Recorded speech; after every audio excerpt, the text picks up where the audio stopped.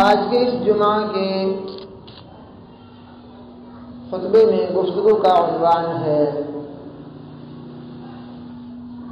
منافق اور اس کی علامات۔ ایمان لانے کے بعد صاحب ایمان کی، ایمان والے شخص کی ایک اہم ذمہ داری یہ ہوتی ہے کہ وہ اپنے ایمان کی حفاظت کرے، اپنے ایمان کو ہمیشہ تازہ رکھے، قرآن و سنت کی باتوں کو سیکھ کر اپنی زندگی میں وہ داخل کرے۔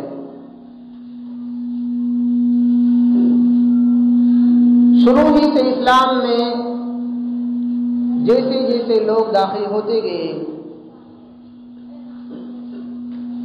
دھیرے دھیرے ویسے ویسے ہی بہت سارے لوگوں نے دل کے دو رخے پن کے ساتھ، ڈبل فیس کے ساتھ مسلمانوں سے برتاؤ شروع کیا، مسلمانوں کے درمیان میں رہنا سہنا، لباس وضاقتہ ان کی مسلمانوں جیسی ہوا کرتی تھی، لیکن دل کے اندر، دماغ کے اندر وہ اسلام سے، اللہ رب العالمین سے، آخری نبی جناب محمد رسول اللہ صلی اللہ علیہ وسلم سے نفرت کیا کرتے تھے۔ ایسے ہی لوگوں کو قرآن مجید نے منافق کا نام دیا ہے۔ عربی ڈکشنری میں ہم دیکھتے ہیں نافق فی دینہ، دل میں کفر کو چھپانے کو نفاق کہتے ہیں۔ نافق فی دینہ، دل میں کفر کو چھپا کر زبان سے ایمان کو ظاہر کرنا، اسی کو نفاق کہا جاتا ہے۔ دل میں کفر ہے، ذہن میں کفر ہے، اور اپنی زبان سے اسلام کا اظہار کر رہے ہیں۔ کئی مرتبہ ایسا بھی ہوتا ہے کہ یہ نفاق انسان کے اندر دھیرے دھیرے پنپتا ہے اور پھر اس کے ایمان کو کھا جاتا ہے، ملیا میٹ کر دیتا ہے، ختم کر دیتا ہے۔ یہ نفاق دو انداز کا ہوتا ہے، دو طرح کا ہوتا ہے۔ پہلا نفاق تو یہ ہے کہ نفاق اعتقادی، یقین کے اندر نفاق پیدا ہو جائے، اس نفاق کو کفریہ نفاق کہتے ہیں، جس میں آدمی اللہ رب العالمین کے ساتھ شرک کرتا ہے،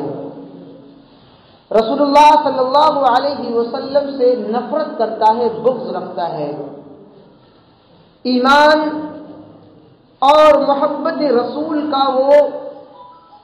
اظہار کرتا ہے اور عملاً اللہ رب العالمین سے وہ دعا تک مانگنے پر راضی نہیں ہوتا ہے۔ اور دوسرا نفاق ہے نفاق عملی، عمل میں نفاق ہوتا ہے، اس کے کام میں نفاق ہوتا ہے۔ نفاق کی یہ قسم جو عمل میں نفاق پایا جاتا ہے، انسان کو اسلام سے دور اور خارج تو نہیں کرتی ہے، اسلام سے ایک آدمی کو باہر تو نہیں کرتی ہے نفاق کی پہچان اور علامت، لیکن منافق کے برابر کھڑا کر دیتی ہے، منافق کے مشابہ بنا دیتی ہے۔ اور اس وقت جب انسان کے اندر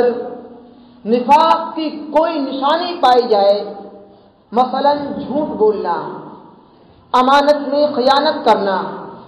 وعدہ خلافی کرنا، گالی گلوچ کرنا، یہ جب زبان پر تمام چیزیں عادت بن جائیں اس کی، تو پھر یہ آدمی کی پہچان بن جاتی ہے، اور یہی چیز منافق کی نشانی ہوا کرتی ہے۔ لیکن اگر کسی آدمی کے منہ سے ایسے ہی کبھی نہ چاہتے ہوئے کوئی گالی نکل گئی، نہ چاہتے ہوئے وعدہ خلافی ہو گئی، تو پھر یہ گناہ میں شمار ہوتا ہے، گناہ کبیرہ ہوتا ہے، لیکن منافق کی نشانی اور علامت اور پہچان نہیں سمجھی جاتی ہے۔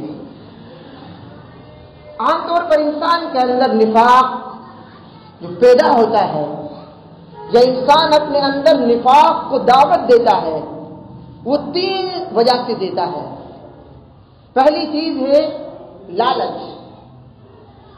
ہم اور آپ جانتے ہیں یہ لالچ بری بلا ہے، یہ انسان کو کھا جاتی ہے، اس کے ایمان کو ختم کر دیتی ہے، اور انسان کی عزت کو بھی دھیرے دھیرے ختم کر دیتی ہے۔ لالچ کسی بھی طرح کا ہو، ہر میدان میں اسے برا سمجھا گیا ہے، سوائے 2 چیزوں میں آپ اسے اچھا سمجھ سکتے ہیں۔ ایک تو یہ کہ آدمی کو علم کا لالچ ہو جائے، گیان حاصل کرنے کا، یا اسی طریقے سے آدمی کو ایسی لگن اور ایسی لو لگ جائے کہ جس طریقے سے دوسرا شخص اللہ رب العالمین کے راستے میں خرچ کر رہا ہے، ایسے ہی میں بھی اسی انداز میں خرچ کروں۔ ان 2 طریقوں پر یہ ٹھیک ثابت ہوتا ہے۔ باقی یہ لالچ انسان کو ایمان کے ساتھ میں ختم کر دیتا ہے۔ تو دھیرے دھیرے انسان کے اندر لالچ پنپتا ہے، لالچ پیدا ہوتا ہے، پھر انسان دنیا کا دوست بن جاتا ہے، روپیہ اور پیسہ کا غلام بن جاتا ہے،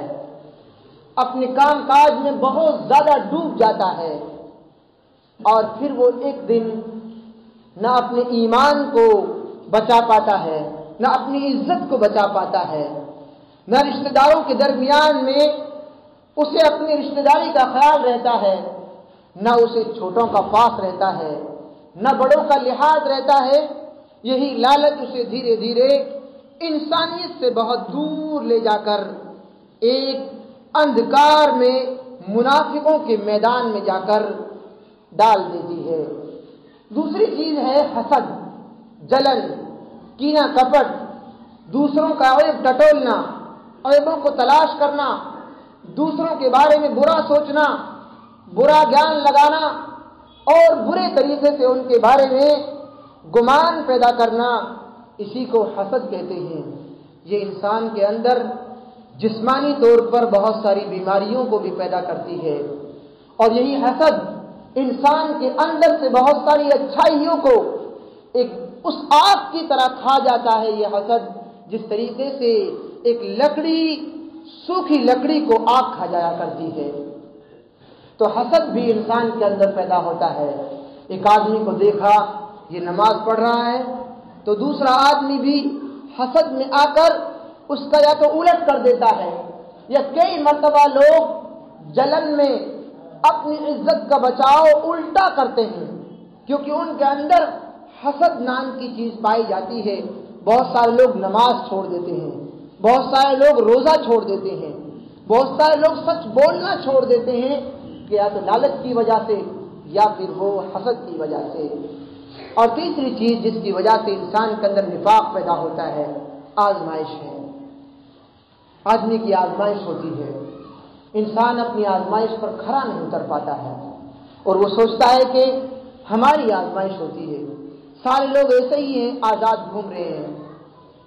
اور اسی آزمائش پر وہ نمازیں چھوڑتا ہے، رب العالمین کا دشمن ہو جاتا ہے، ایمان سے دور چلا جاتا ہے، اچھی محفلوں سے دور چلا جاتا ہے، اچھی جگہوں سے اپنے آپ کو وہ دور کر لیتا ہے۔ حسن بصری رحمت اللہ علیہ ارشاد فرماتے ہیں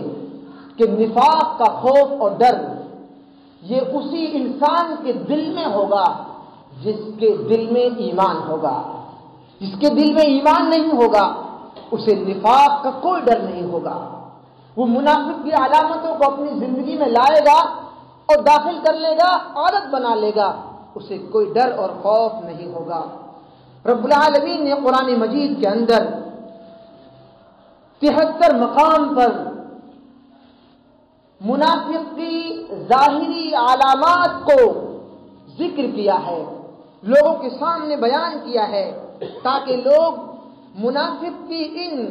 چھوٹی بڑی تمام نشانیوں سے اپنے آپ کو دور رکھ سکیں اور اپنے ایمان کی حفاظت کر سکیں۔ عام طور پر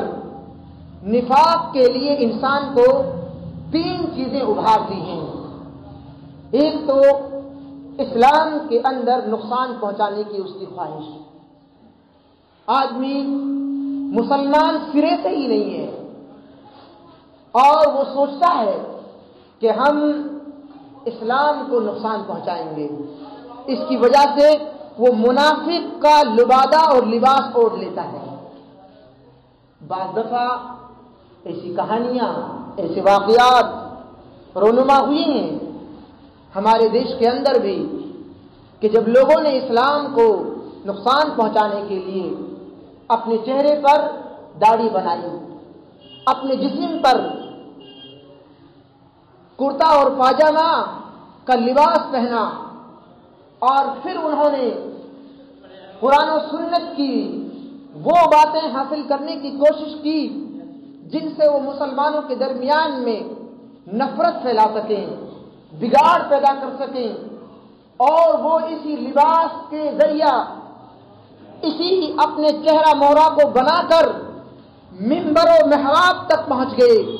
لیکن جب دھیرے دھیرے انہوں نے قرآن مجید کو پڑھا، آیات کو پڑھا، تو ان کا وہ نفاق ختم ہو گیا اور وہ ہمیشہ کے لیے لوگوں کے سامنے اس انداز میں ظاہر ہو کر آئے کہ انہوں نے توبہ کی اور لوگوں نے بھی انہیں معاف کر دیا۔ اس طریقے سے بہت سارے واقعات ہیں۔ عرض کرنے کا مقصد یہ ہے کہ اسلام کے اندر نقصان پہنچانے کی یہ خواہش ان لوگوں کو، کہ بہت سارے لوگوں کو آج بھی، پہلے بھی اور بعد میں بھی یہ سلسلہ جاری رہے گا، یہ اسلام کو نقصان پہنچانے کی وجہ سے نفاق اپنے اندر انسان پیدا کرتا ہے۔ دوسری چیز ہے مادی مفاد، لالچ۔ انسان کو کہیں سے روپیہ مل جاتا ہے، کہیں سے پیسہ مل جاتا ہے۔ بہت سارے لوگوں نے آپ صلی اللہ علیہ وسلم کے کارٹون شائع کیے، بڑا روپیہ ملا، بہت ساری کنٹریز ان کا استقبال کیا، بہت سارے لوگوں نے ان کے لیے میڈل دیے، کیونکہ انہوں نے اسلام کے خلاف کارٹون شائع کر دیے اور جناب محمد رسول اللہ صلی اللہ علیہ وسلم کے خلاف کچھ باتیں، کچھ کتابچے بکلیٹ میں انہوں نے لکھ کر شائع کر دی۔ ایسا بہت سارے لوگوں نے ہر دور میں کیا ہے، میڈیا ان پر چھا جاتا ہے، ان کو ابھارتا ہے، بہت سارے ملک ان کا استقبال کرتے ہیں، احتجاج ہوتا ہے، روڈ جام ہوتے ہیں، امن ختم ہوتا ہے، نفرت کی ہوا پھیلتی ہے، نفرت کی بو لوگوں کے درمیان میں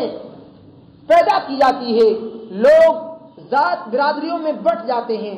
مذہب میں بٹ جاتے ہیں اور دنگے و فساد بھڑکنے لگتے ہیں گلیوں میں۔ وہ لوگ اسی وجہ سے ایسا کرتے ہیں۔ یہ مفاد کا لالچ ہے۔ ایک آدمی کو کچھ ملا اور اس نے اس روپیہ اور پیسہ اور عزت اور شہرت اور مشہور ہونے کی وجہ سے انہوں نے اسلام کے خلاف کچھ لکھ دیا یا کچھ بیان کر دیا۔ اور تیسری چیز جس کی وجہ سے انسان عام طور پر نفاق کی جانب آتا ہے، دین کی صحیح معلومات سے دوری۔ کئی مرتبہ انسان کو دین کی معلومات نہیں ہوتی ہے، وہ نماز میں دکھاوا کرنے لگتا ہے، صدقہ و خیرات میں بھی دکھاوا کرنے لگتا ہے، جھوٹ بولنے لگتا ہے، وہ سوچتا ہے چھوٹا سا گناہ ہے، وعدہ خلافی کرتا ہے، وہ سوچتا ہے یہ معمولی گناہ ہے، وہ حرام میں ملوث ہو جاتا ہے، پڑ جاتا ہے، سوچ لیتا ہے کہ توبہ کر لوں گا۔ اور ایسے ہی اسلام کا یہی طریقہ ہے، اسلام کا یہی شعار ہے، وہ اسلام کو نہیں جانتا ہے، ایمان کو نہیں جانتا ہے، اسلامی احکامات سے اس کی دوری ہوتی ہے۔ تو دین سے صحیح معلومات حاصل نہ ہونے کی وجہ سے بھی کئی مرتبہ انسان اپنے اندر نفاق کو پیدا کر لیتا ہے، دوگلاپن اس کے اندر آ جاتا ہے۔ وہ مسلمان بھی ہوتا ہے اور جب دوسری محفلوں میں جاتا ہے تو وہ کافر سے بدتر زبان بھی بولتا ہے۔ یہاں کافر کے تعلق سے کچھ بولا نہیں جا رہا ہے، یہاں صرف ان لوگوں کے بارے میں بولا جا رہا ہے جو مسلمانوں کا لبادہ اوڑھ کر مسلمانوں کے درمیان میں رہتے ہیں، چاہے وہ مسلمان ہو یا وہ کسی دوسرے ریلیجن کے رکھنے والے ہیں۔ اللہ رب العالمین نے نفاق کے تعلق سے، منافقوں کے تعلق سے قرآن مجید میں ارشاد فرمایا، وَمِنَ النَّاسِ مَن يَقُولُ آمَنَّا بِاللَّهِ وَبِالْيَوْمِ الْآخِرِ وَمَا هُمْ بِمُؤْمِنِينَ، اور بہت سارے لوگ ہیں جو لوگوں کے درمیان میں کہتے ہیں کہ ہم ایمان لے آئے اللہ پر اور آخرت کے دن پر ہم ایمان لے آئے۔ رب العالمین فرماتا ہے وَمَا هُمْ بِمُؤْمِنِينَ، وہ ایمان لائے ہی نہیں ہیں، وہ لوگوں کے سامنے ایسا ہی بول رہے ہیں، انہیں معلوم ہی نہیں ہے کہ اللہ پر ایمان کیسے لایا جاتا ہے اور آخرت کے دن پر ایمان لانے کے تقاضے اور شرائط اور آداب کیا ہیں، انہیں یہ معلوم ہی نہیں ہے، وہ مومن اور مسلمان ہوئے ہی نہیں ہیں۔ رب العالمین نے آگے فرمایا یخادعون اللہ، وہ اللہ رب العالمین کو دھوکہ دے رہے ہیں، والذین آمنوا،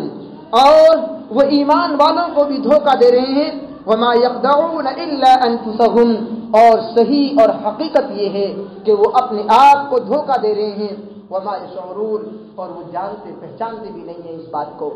ان کو شعور ہی نہیں ہے اس بات کا کہ وہ اپنے آپ ہی کو دھوکہ دے رہے ہیں، اس بات کا انہیں اندازہ بھی نہیں ہے۔ رب العالمین نے اور مزید ارشاد فرمایا فی قلوبہم مرض، ان کے دلوں میں ایک مرض پیدا ہو گیا ہے،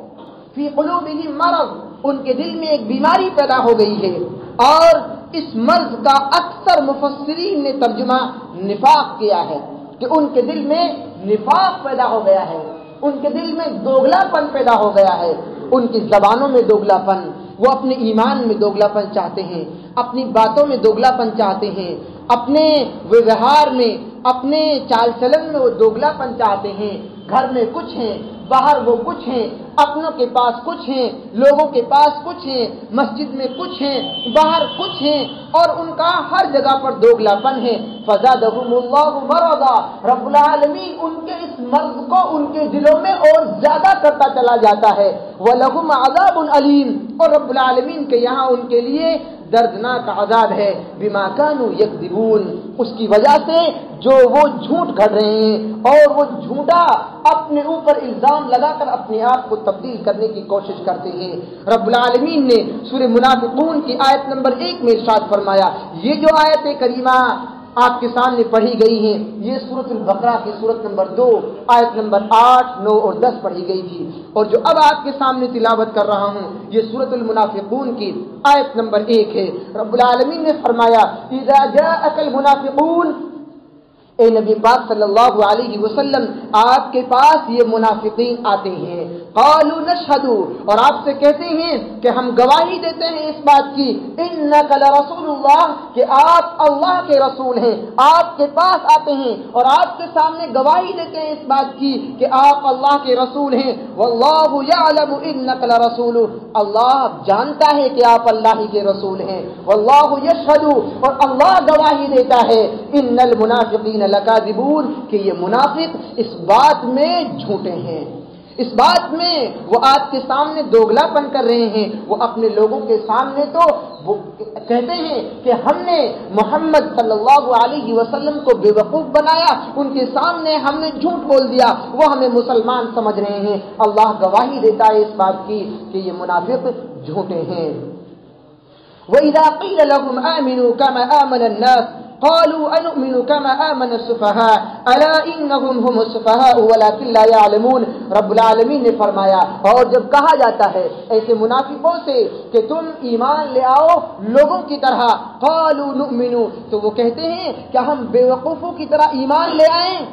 ہم سچ بولیں زندگی کے اندر، ہمارے اندر دوگلا پن نہ ہو، ہم وعدہ خلافی نہ کریں، اپنے کاروبار کو ہم کیسے بڑھائیں گے، ہم جھوٹی قسمیں نہ کھائیں، اور اس طریقے سے بہت ساری چیزوں کو لوگوں کے درمیان میں وہ رکھتے ہیں۔ قالوا نؤمن، وہ کہتے ہیں ہم ایمان لے آئے اس انداز میں، کما آمن السفہاء، جیسا کہ یہ بیوقوف لوگ اسلام قبول کر چکے ہیں، یعنی صحابہ اکرام کو وہ بیوقوف کہا کرتے تھے۔ الا انہم هم السفہاء، رب العالمین نے فرمایا حقیقت میں یہی لوگ بیوقوف ہیں، ولکن لا يعلمون، لیکن وہ اپنے بارے میں جانتے نہیں ہیں۔ اسی طریقے سے رب العالمین نے ایک اور مقام پر فرمایا وَإِذَا قِيلَ لَهُمْ لَا تُفْسِدُوا فِي الْأَرْضِ قَالُوا إِنَّمَا نَحْنُ مُصْلِحُونَ، اور جب ان منافقوں سے کہا جاتا ہے لا تفسدوا فی الارض، زمین میں تم فساد برپا نہ کرو، زمین میں تم فساد نہ پھیلاؤ، بدامنی نہ پھیلاؤ، نفرت کا بازار تم گرم نہ کرو، وَإِذَا قِيلَ لَهُمْ لَا تُفْسِدُوا فِي الْأَرْضِ، زمین میں تم فساد نہ پھیلاؤ، قَالُوا إِنَّا نَحْنُ مُصْلِحُونَ، تو وہ کہتے ہیں کہ ہم نیکوکاروں میں سے ہیں،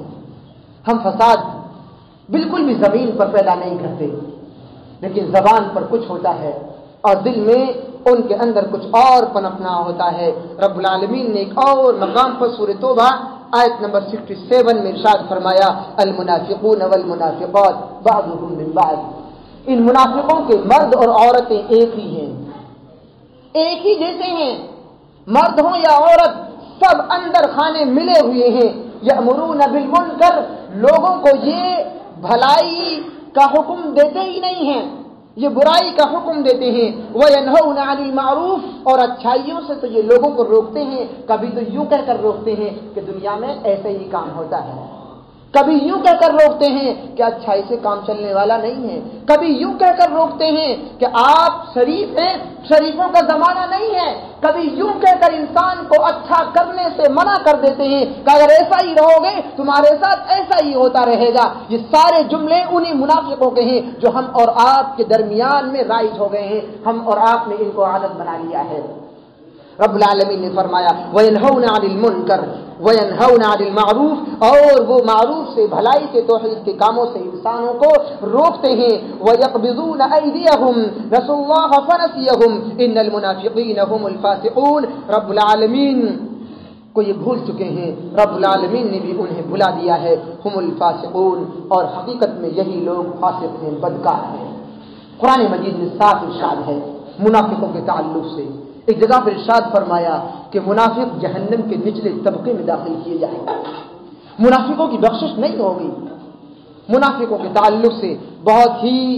سخت لہجے میں قرآن مجید کا انداز لوگوں کے سامنے آج بھی موجود ہے، لوگوں کو پڑھنے کی ضرورت ہے۔ اللہ کے رسول صلی اللہ علیہ وسلم نے ایک مرتبہ ارشاد فرمایا عن ابی ہریرہ رضی اللہ تعالی عنہ قال قال رسول اللہ صلی اللہ علیہ وسلم آیت المنافق ثلاث، کہ منافق کی 3 علامتیں ہیں، 3 نشانیاں ہیں۔ اذا حدث كذب، جب وہ بولے تو جھوٹ بولے، واذا وعد اخلف، اور جب وہ وعدہ کرے تو اخلف، وعدہ خلافی کرے، واذا اؤتمن خان، اور جب اس کے پاس امانت رکھی جائے تو اس امانت کے اندر وہ خیانت کرے۔ وعن عبد الله بن عمرو عن النبي صلى الله عليه وسلم قال، عبداللہ بن عمر رضی اللہ تعالی عنہ ارشاد فرماتے ہیں اربع من كن فيه كان منافقا خالصا، منافق کے اندر 4 علامتیں پائی جاتی ہیں۔ ومن كانت فيه خصلة منهن كانت فيه خصلة من المنافق، اور منافق میں ایک بھی اگر ان میں سے نشانی اور علامت پائی جائے تو اسے جان لینا چاہیے کہ ان میں سے ایک کا پایا جانا اسے منافق کی صف میں لے جانے کے لیے کافی ہے۔ اذا اؤتمن خان، جب اس کے پاس امانت رکھی جائے تو اس میں وہ خیانت کرے۔ امانت کا مطلب، سب سے پہلی علامت ہم اور آپ کو یہ معلوم ہونی چاہیے، رب العالمین کا ایمان ہمارے پاس علامت ہے۔ ہم فرض نمازوں میں کوتاہی کریں، یہ سیدھا سیدھا امانت میں خیانت ہے۔ رب العالمین کی امانت ہے ہمارے پاس بچے،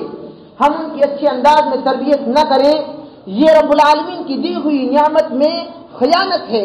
یہاں پر ہم سیدھے سیدھے منافق کی صف میں چلے جاتے ہیں اگر ہمیں ان باتوں کا یقین ہے اور ان باتوں کا ہمیں گیان اور علم ہے۔ وَإِذَا حَدَّثَ كَذَبَ، اور جب ہم بولیں چاہے بچوں سے ہی جھوٹ بولیں تو ہم منافقوں کی لائن میں صف میں کھڑے ہو جاتے ہیں۔ وَإِذَا عَاهَدَ غَدَرَ، اور جب وعدہ کریں تو ہم وعدہ خلافی کریں، دھوکہ دیں دوسرے کو، چاہے وہ کسی بھی دھرم کے ماننے والا آدمی ہو، ہم کسی کو بھی دھوکہ دیں گے اسلام نے اسے روا نہیں سمجھا ہے، اسے جائز نہیں سمجھا ہے۔ وَإِذَا خَاصَمَ فَجَرَ، اور جب جھگڑا ہو تو زبان پر گالی گلوچ آ جائے، جب بھی کسی سے انبن ہو تو وہ شروعات اور آخر ان کا لڑائی میں گالی اور گلوچ ہی سے ہو، تو یہ بھی منافق کی علامت اور پہچان ہوا کرتی ہے۔ یہ روایتیں صحیح بخاری کے اندر 33 نمبر پر، 34 نمبر پر اور صحیح مسلم کے اندر 58 نمبر پر موجود ہے۔ نفاق کا یہ سلسلہ قرآن مجید میں ان کی نشانیوں کا ایک لمبا سلسلہ ہے۔ ہم اور آپ کے درمیان میں جو دن گزر رہے ہیں اور جس طریقے سے ہم اور آپ کی ایمان کے تعلق سے عادتیں بنتی چلی جا رہی ہیں اور ایک مسلمان ہوتے ہوئے ہماری عادتیں بگڑتی چلی جا رہی ہیں، کہیں نہ کہیں ایک نفاق کا جھول اور نفاق کی طرف ہماری عادتیں جھکتی چلی جا رہی ہیں۔ ہمارے اندر ایمان ہے، ہم مسجدوں میں حاضری دیتے ہیں، ہم اللہ رب العالمین کو پکارتے ہیں، اپنی توبہ اور استغفار میں رب العالمین سے لو لگاتے ہیں، لیکن ہمارے اندر بہت ساری ایسی خامیاں آ گئی ہیں جو منافق کی عادتیں ہوا کرتی ہیں۔ ہمارے اندر بہت ساری ایسی برائیاں آ چکی ہیں اور ہم نے ان کو اپنی عادت بنا لیا ہے جو منافق کی پہچان اور نشانیاں بیان کی گئی ہیں۔ ہمارے دیش کے وزراء کے اندر بھی یہ منافقت کوٹ کوٹ کر بھری ہوئی ہے۔ آج ملک کو آزاد ہوئے اور یوم جمہوریہ کا کل دن ہے، پورا ملک اس بات کے لیے آج بھی چیخ چیخ کر چلا رہا ہے، اقلیتیں اس بات کے لیے دھرنا دھر رہی ہیں، اقلیتیں اس بات کے لیے روڑوں کو جام کر رہی ہیں کہ ہم کو ووٹ کے نام پر نہ بانٹو، ہم کو رنگ و نسل کے نام پر نہ بانٹو، ہمارے ساتھ ووٹ کے ساتھ کھلواڑ نہ کیا جائے، ہمارا جو حق ہے وہ دیا جائے۔ لوگوں کے درمیان میں آپ پچھلے سے پچھلی سال کا ریکارڈ اٹھا کر دیکھیں تو یہی حکومت جو لوگوں کے درمیان میں کئی مرتبہ شادیوں میں ایسے سونے اور چاندی کے زیورات تقسیم کرتی ہے اور ایک طرف کسانوں کے ساتھ، ایک طرف اقلیت طبقے کے ساتھ، ایک طرف ہماری مساجدیں جو محفوظ نہیں ہیں، آدمی اپنی گلی سے نکل کر مسجد میں آنے تک محفوظ حفاظت نہیں سمجھ رہا ہے۔ آج بھی یوم جمہوریہ کے موقع پر اقلیت اسی بات کا اعلان کر رہی ہے، حکومت سے، وزراء سے اس بات کا اپیل اور اعلان کر رہی ہیں کہ ہمارے ساتھ ہمارے قانون کو نافذ کرتے ہوئے ہمارے بزرگوں نے جو سپنا دیکھا تھا، سب نے ایک ساتھ مل کر یہ قانون بنا کر ہمارے دیش کے لیے جو قانون کی دستیاں سونپی تھی، اس میں یہی ان کا سپنا تھا کہ ہمارے ساتھ اس طریقے سے ویوہار نہیں کیا جائے گا، کھلواڑ نہیں کیا جائے گا، رنگ و نسل کے نام پر ہماری جانوں کو، ہمارے نوجوانوں کو جیلوں کی سلاخوں کے پیچھے ایسے ہی دھکیلا نہیں جائے گا۔ یہی ان کا سپنا تھا، یہی سپنا آج بھی اقلیت مانگ رہی ہیں، وزراء سے امیدیں لگا کر، عدلیہ سے یہی امیدیں باندھ کر ہر یوم جمہوریہ پر تقریبیں منا کر، جشن منا کر اسی جشن کو یاد کرتے ہیں۔ کاش ہمارا قانون ہمارے اوپر صحیح انداز میں نافذ ہو سکے۔ یہ بڑی منافقت ہے جو لوگوں کے درمیان میں پھیلائی جا رہی ہے، ووٹ کے نام پر یا دوسرے طریقے سے لوگوں کو لڑا کر، لوگوں کی نسلوں کو ختم کرنے کے ارادوں پر، لوگوں کی مسجدوں اور اسی طریقے سے ان کے امن کی جگہوں پر نفرت پھیلا کر جو ملک کی شانتی کو اشانتی میں تبدیل کیا جا رہا ہے، یہ منافقوں کی علامتیں ہیں، منافقوں کی پہچانیں ہیں۔ رب العالمین سے دعا گو کہ الہ العالمین ہم تمام انسانوں کو صحیح انداز میں یوم جمہوریہ کی یاد کو صحیح انداز میں منانے کی توفیق نصیب فرما۔ ملک کا جو ہمارے اوپر جو قانون ہے اسے اپنے اوپر صحیح انداز میں نافذ کرنے کی توفیق نصیب فرما۔ صحیح انداز میں جو ملک کا قانون ہے اسے جاننے کے بعد اپنے آپ کو اسی کے دائرے میں چلنے کی ہم سب کو توفیق نصیب فرما۔ ملک کے قانون میں ہمارے لیے جو سہولتیں ہیں ان سہولتوں کو حکومت کے سامنے رکھ کر ان سہولتوں کو اپنے لیے اسی انداز میں مطالبہ رکھنے کی ہم سب کو طاقت اور سلیقہ اور تمیز اور تہذیب نصیب فرما۔ الہ العالمین صحیح انداز میں منافقوں کی جو نشانیاں ہیں، منافقوں کی جو علامات ہیں، ان تمام نشانیوں اور علامات سے ہم سب کو محفوظ رکھنے کی توفیق نصیب فرما۔ ہماری عادتوں کو عادتوں کے اندر اگر منافقوں کی نشانیاں آ گئی ہیں ان تمام کو اپنی عادتوں سے خرچ کر ختم کرنے کی توفیق نصیب فرما، ملک میں امن و امان پیدا کرنے کی توفیق نصیب فرما، الہ العالمین صحیح انداز میں ہم سب کو اسلام کی تعلیمات حاصل کرنے کی توفیق نصیب فرما، جو بیمار ہیں ان کو شفا کاملہ عاجلہ نصیب فرما، جو بے نمازی ہیں ان کو 5 وقتہ نمازی بننے کی توفیق نصیب فرما، ہم سب کو اپنے بچوں کی اسلام کی تربیت